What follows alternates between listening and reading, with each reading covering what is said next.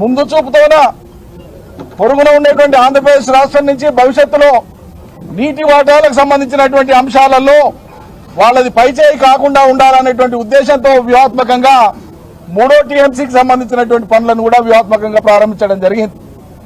ఇవన్నీ తెలంగాణ ప్రజల మేలు కోసం చేసినటువంటివి. తెలంగాణ ఆర్తితోన ఆ కడుపులో ఉండేటువంటి ఆ తెలంగాణ ప్రజల పట్ల ఉండేటువంటి ఆ ఆర్ద్రతతోన చేపట్టినటువంటి కార్యక్రమాలు. కానీ ఇవాళ కాంగ్రెస్ పార్టీ అధికారంలోకి వచ్చిన తర్వాత కాళేశ్వరం నీళ్లను సకాలంలో రైతులకు ఇవ్వకుండా కేవలం కాళేశ్వరం అంటే ఒక బ్యారేజ్ కాదు, మీ అందరికీ తెలుసు, ప్రజలందరికీ తెలుసు. కాళేశ్వరం అంటే ప్రాజెక్టుల సమూహం లేదా సముదాయం. ఇది ప్రాజెక్టుల సముదాయం. 3 పెద్ద బ్యారేజ్లతో పాటు రిజర్వాయర్లతో పాటు అండర్ గ్రౌండ్ టనల్స్ తో పాటు ఓపెన్ కెనాల్స్ తో పాటు పంపింగ్ స్టేషన్స్ తో పాటు మైళ్ల కొద్ది దూరం నడిచేటువంటి డిస్ట్రిబ్యూటరీ నెట్వర్క్ తోన ప్రపంచంలోనే అత్యద్భుతమైనటువంటి ఒక మేజర్ లిఫ్ట్ ఇరిగేషన్ ప్రాజెక్టును ప్రపంచానికి సాగునీటి రంగంలో ప్రపంచానికి పరిచయం చేసినటువంటి ఘనత కేసీఆర్ నాయకత్వాన బీఆర్ఎస్ ప్రభుత్వం చేసింది అన్నాడు. దీన్ని హర్షించాల్సింది పోయి కేంద్ర జలసంఘ నిపుణులు ఆనాడు ప్రాజెక్టు సందర్శించి వాళ్ళు చెప్పినారు, it is an engineering Marvel అన్నారు. ఇంజనీరింగ్ వ్యవస్థలో ఇది మా అద్భుతమని కొనియాడినారు. ఆనాడు ఉండేటువంటి గవర్నర్ నరసింహన్ గారు పోయి కాళేశ్వరం దీని యొక్క అద్భుతం, ఇది భవిష్యత్తులో మానవాళికి ఎంతో ఉపకరించేటువంటిది అని చెప్పినారు. వాళ్ళు ఎక్కడో చైనాలో 3 గ్యాడ్జెస్ డ్యామ్ అనేటువంటిది చాలా పెద్దది కడితే ప్రాజెక్టుల రంగంలో ప్రపంచం మొత్తంలో చైనా ఒక అగ్రగామి అన్నట్లు, అంతకు మించి ఏం జరగదన్నట్లు అందరూ కూడా దాన్ని కొనియాడినారు. కానీ ఇవాళ భారతదేశంలో కట్టినటువంటి కాళేశ్వరం ప్రాజెక్టు ఒక తెలంగాణకే తలమానికం కాదు. ఇది భారతదేశ ఇంజనీరింగ్ నిపుణుల వ్యవస్థకు, సాగునీటి వ్యవస్థకు ఒక తలమానికమైనటువంటి ప్రాజెక్ట్ ఇది.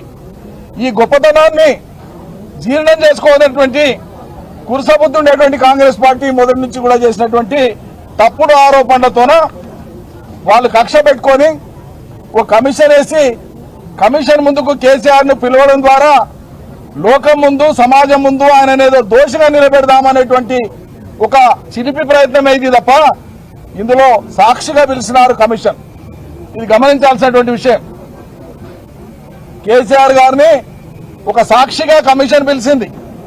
కమిషన్ యొక్క పరిధిలో మేము కమిషన్ యొక్క విధిని, కమిషన్ యొక్క హెడ్ ను మేము సంపూర్ణంగా గౌరవిస్తాం.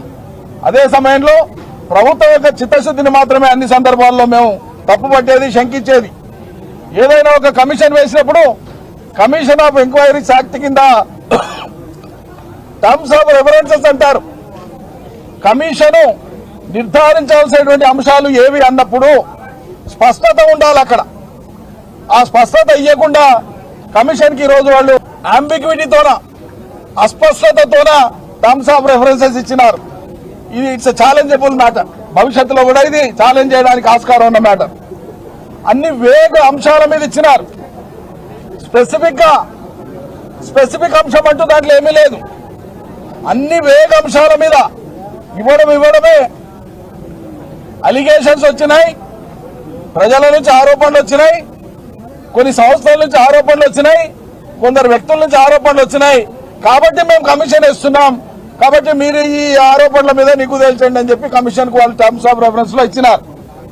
అక్కడ స్పెసిఫిక్ రెస్పాన్సిబిలిటీ ఫిక్స్ చేసినప్పుడు తెలంగాణ రాష్ట్రమే కాదు, భారత ప్రభుత్వమైనా, ఈ దేశంలోని ఏ రాష్ట్ర ప్రభుత్వాలైనా ప్రజల చేత ఎన్నుకోబడినటువంటి ప్రజాస్వామ్య ప్రభుత్వాలు ఎప్పుడైనా సరే ప్రజలు మ్యాండేట్ ఇచ్చిన తర్వాత, ప్రజలకు ఇది చేస్తామని మనం మాట ఇచ్చి మొదలుపెట్టిన తర్వాత కేబినెట్ తీసుకునేటువంటి నిర్ణయం సుప్రీం, అది ప్రజా తీర్పు.